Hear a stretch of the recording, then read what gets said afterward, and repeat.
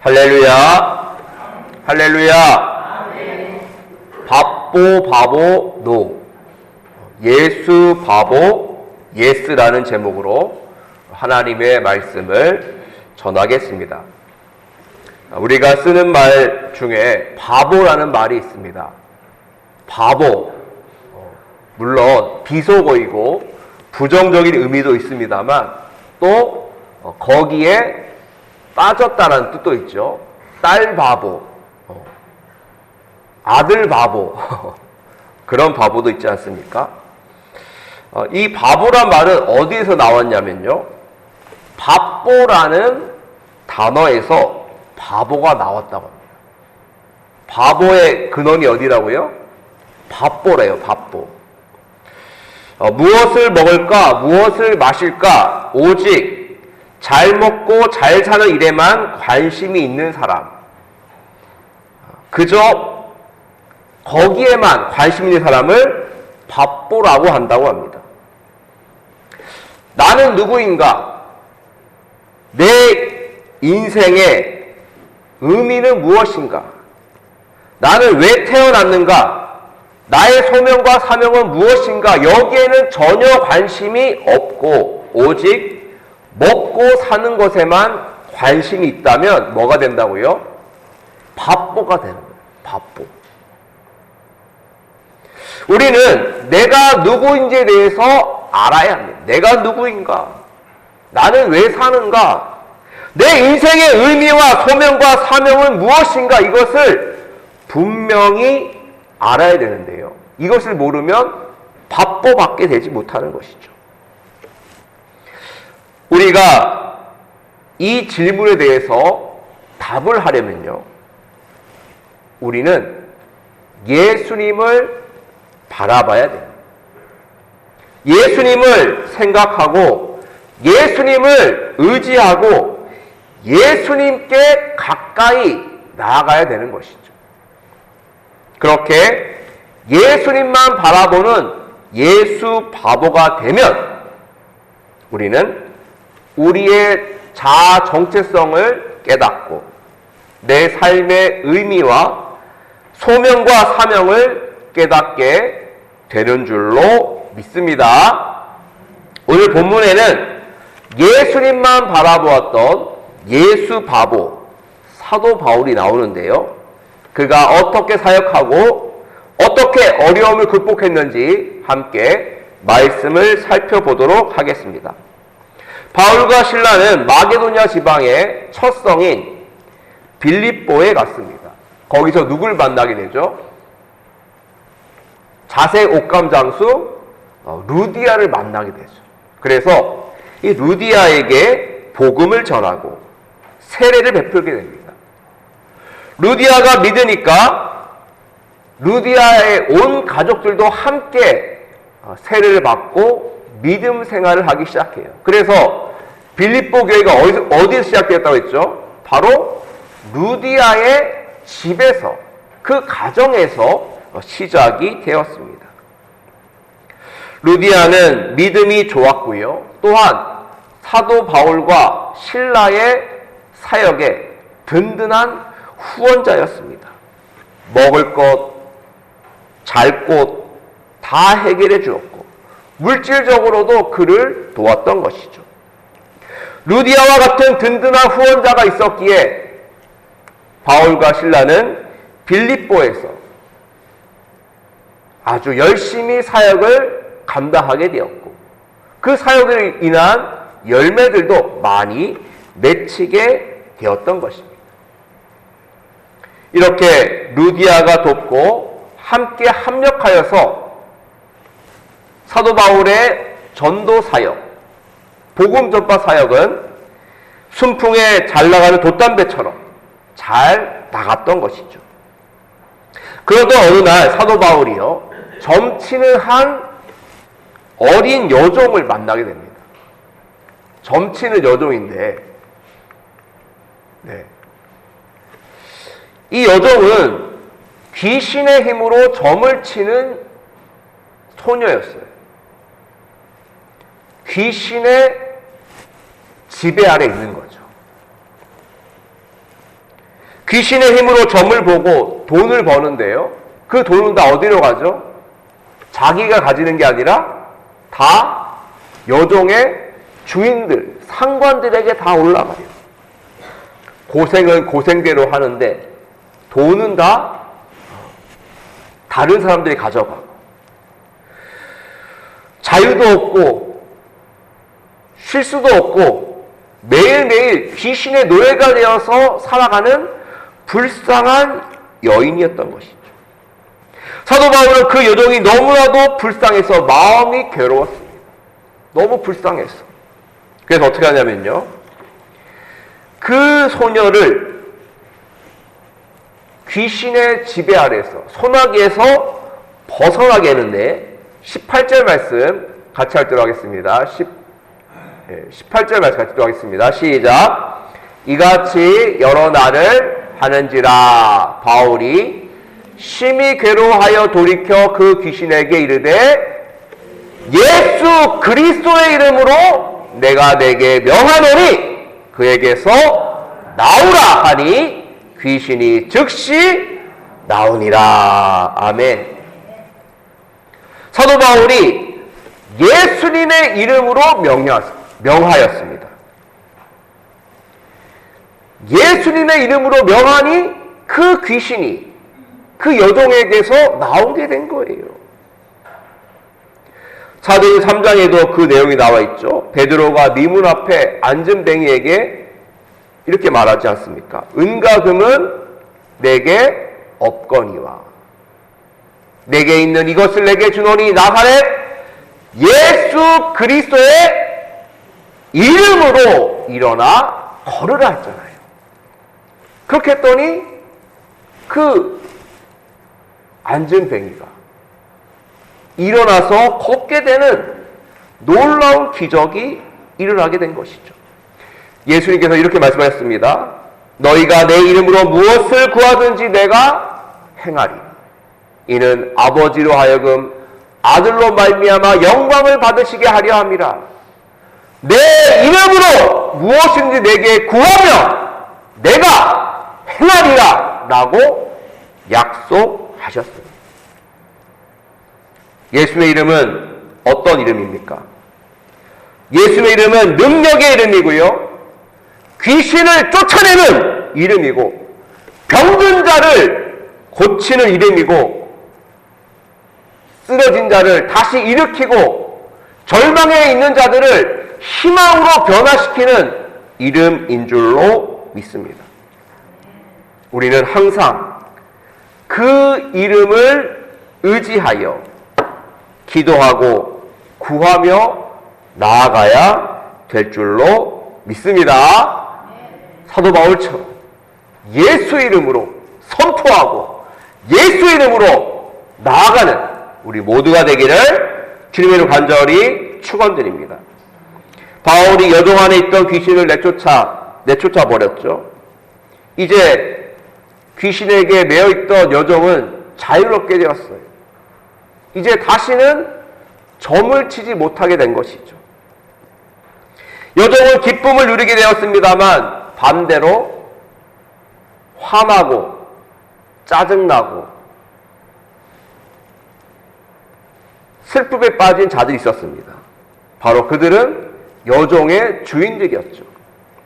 여종의 주인들은 이제까지 돈을 많이 벌었는데 이제 그 여종이 귀신에서 놓아지니까 돈을 못 벌게 되지 않았습니까? 수입이 끊기고 황금알을 낳던 그 여종이 점을 못 치게 되니까 이제 화가 난 것이죠. 그래서 그들은 바울과 실라를 고발합니다. 고발해. 수익이 끊어지니까. 우리 돈줄을 끊어? 네가 뭔데? 하면서 바울과 실라를 붙잡아다가요, 관리들에게 끌고 갑니다. 그래서 말하죠. 우리 성을 심히 요란하게 한 자들입니다. 이상한 자들입니다. 우리가 받지도 못하고 해가지도 못할 풍속을 전하는 자들입니다. 사도 바울이 빌립보성을 요란하게 했나요? 받지도 못하고 해가지도 못할 풍속을 전한 것인가요? 아니거든요. 사실 아무런 죄가 없는데 사도 바울과 실라는 고발을 당하였고 또 가제는 개편이라고 그들의 말을 듣고 빌립보성의 상관들은 바울과 실라에게 중형을 내리죠. 어떻게 합니까? 옷을 찢어버리라 그러죠. 매로 쳐라. 그리고 끝난 게 아니에요. 옥에 가둬라.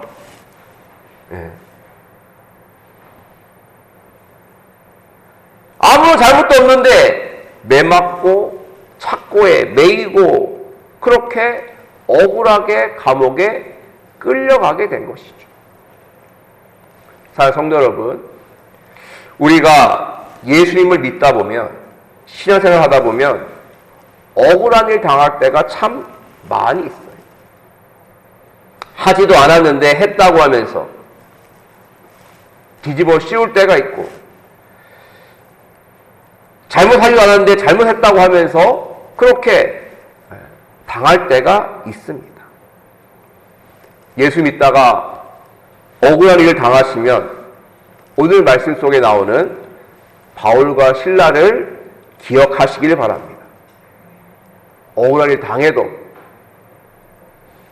힘든 일이 있어도 바울과 실라도 그랬지.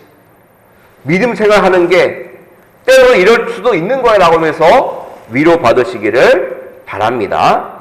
자, 이렇게 바울과 실라는 억울한 일 당했는데요. 감옥 속에서 어떻게 했을까요? 하나님, 이게 뭡니까? 우리가 열심히 복음 전했는데 최선을 다해서 당신을 위해 일했는데 그 여종의 귀신을 쫓아냈다고 해서 이게 뭡니까? 하나님, 너무한 거 아닙니까? 우리가 왜 여기 있어야 됩니까? 라고 하면서 하나님께 짜증내고 화내고 원망한 것이 아니라 그들은 그 상황 속에서 예수님을 바라보았습니다. 25절 말씀 같이 읽겠습니다. 시작.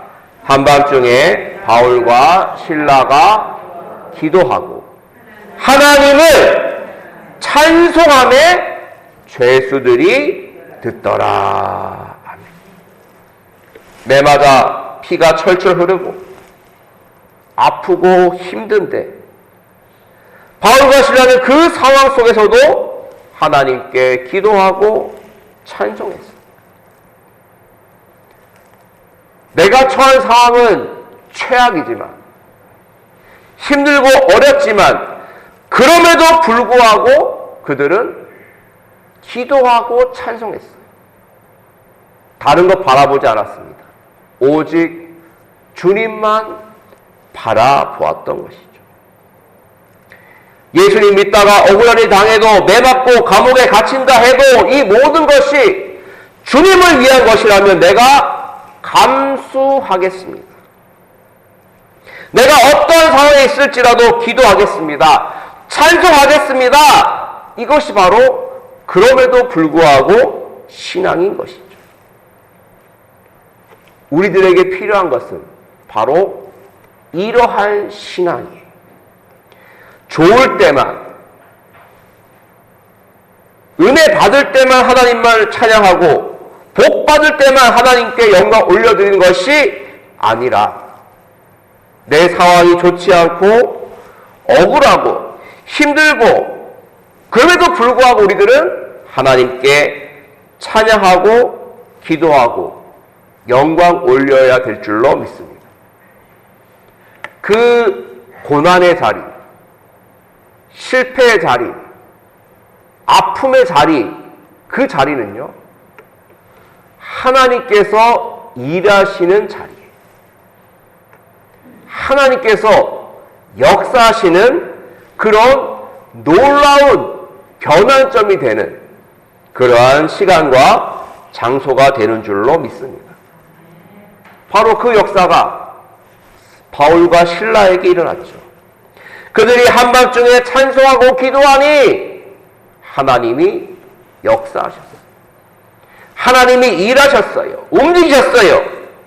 26절 말씀 보니까요, 큰 지진이 났죠. 옥토가 움직이고 문이 다 열리고 모든 사람의 매인 것이 다 벗어졌어요. 여기서 우리는 알 수 있습니다. 그럼에도 불구하고 찬송하고, 그럼에도 불구하고 기도할 때 하나님이 일하시고 하나님께서 기적을 일으키신다는 사실입니다. 다니엘 세 친구 사드락과 메삭과 아벳느고 잘 아시죠? 그들이 신상 앞에 절하지 않아서 불구덩이에 풀무불 가운데 던져질 위기에 처해졌습니다. 한 번 절하면 돼요. 한 번만 타협하고 양보하고, 목숨보다 귀한 게 어디 있겠습니까? 그런데 사드락과 메삭과 아벳느고는 자기의 목숨을 걸고 신상 앞에 절하지 않았어요. 그들은 이렇게 말합니다.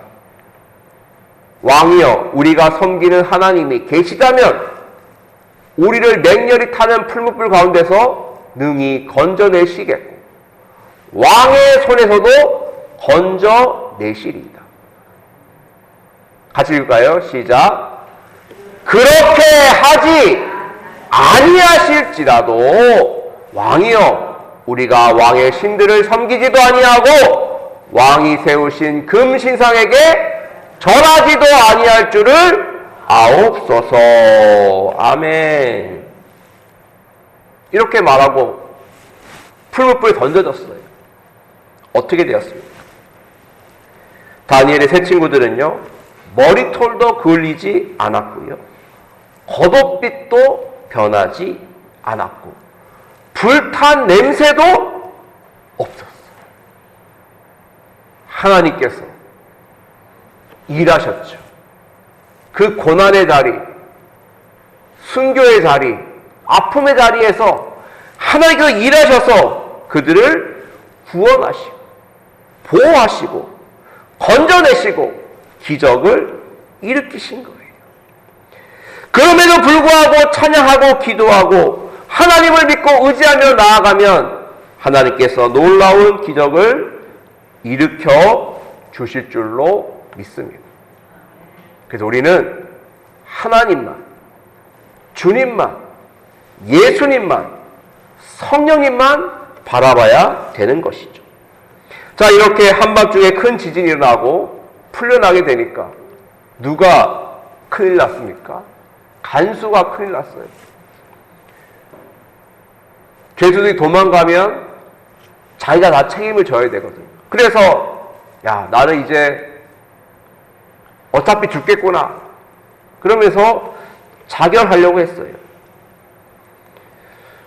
내 목숨을 보존하기 어려우니 차라리 자결하자라고 하면서 스스로 목숨을 끊으려고 했습니다. 그때 사도 바울이 이렇게 말하죠.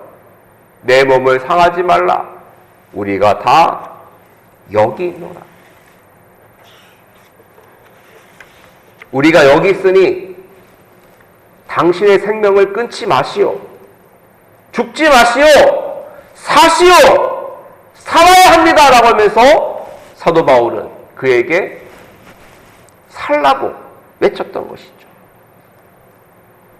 그래서 도망가지 않고 바울과 실라는 그 간수를 위로하면서 그를 도왔던 것입니다. 간수는 스스로 목숨을 끊으려고 하다가 바울 때문에 다시 살아야겠다라는 생각을 하게 되죠. 그리고 질문을 하게 됩니다. 어떻게 해야 죄사함을 받을 수 있습니까? 어떻게 해야 구원을 받을 수가 있습니까? 라고 물어봤죠. 생애 죽음의 문턱에서 살다가 문턱에 갔다 온 이 간수가 구원에 대한 질문을 한 것입니다. 어떻게 해야 죄사함 받을 수 있습니까? 어떻게 해야 하나님의 자녀가 될 수 있고 영혼의 구원을 받을 수가 있습니까? 라고 그렇게 질문을 했던 것이죠. 근데 사도 바울은 이렇게 말합니다. 31절 말씀 같이 또 하겠습니다. 시작. 이르되 주 예수를 믿으라. 그리하면 너와 내 집이 구원을 받으리라. 아멘. 바울이 복음을 전하자 간수는 그 복음을 받아들였어. 네, 예수님을 믿겠습니다.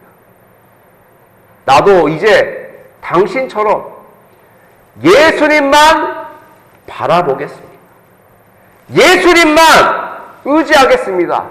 오직 예수로만 살겠다라고 그렇게 결단을 했고요. 간수뿐만 아니라 그 모든 가족들도 함께 복음을 받아들이고 세례를 받게 되었던 것이죠. 죽음의 문턱까지 갔던 그 간수가 복음을 받아들이고 구원받아 세례받고 새로운 생명, 새로운 인생을 살게 되었던 것입니다. 이 간수는 나중에 어떻게 살았을까요? 아마 목숨을 걸고 빌립보에서 예수 복음을 전했을 거라고 추측이 됩니다. 그는 알았어요. 그냥 먹고 사는 것만이 기쁨이 아니라 예수를 믿는 참 기쁨이 얼마나 큰지를 알게 된 것이죠. 그래서 34절은 그와 온 집안이 하나님을 믿음으로 크게 기뻐하니라 라고 기록을 하고 있습니다. 그렇습니다. 예수님을 믿는 그 기쁨은 세상이 주는 기쁨과는 차원이 다른 기쁨이죠. 하나님이 주시는 기쁨은, 구원의 기쁨은, 천국의 기쁨은, 영적인 기쁨은 세상에서 절대 줄 수 없는 그런 영원한 기쁨이고 참된 기쁨인 줄로 믿습니다. 예수님을 바라보고 예수님을 믿게 되니 그러한 기쁨을 누리게 된 것이죠. 사랑하는 성도 여러분, 오늘 말씀을 보면서 우리 다시 한번 다짐해야 될 줄로 믿습니다. 우리는 예수 바보가 되어야 할 것입니다. 예수님만 바라보고 예수님만 의지하고 예수님을 위해 살아야 할 줄로 믿습니다.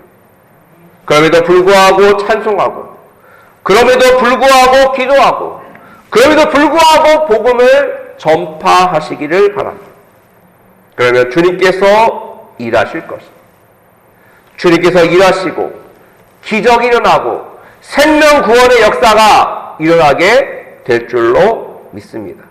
그래서 세상이 줄 수 없는 참된 기쁨, 천국 기쁨을 우리가 누리게 될 줄로 믿습니다. 그렇게 예수님을 바라보고 내가 누구인지 내 인생의 의미와 소명과 사명을 깨달아 예수님만 바라보며 나아가는 우리 모두가 되기를 주님의 이름으로 간절히 축원드립니다. 기도하겠습니다.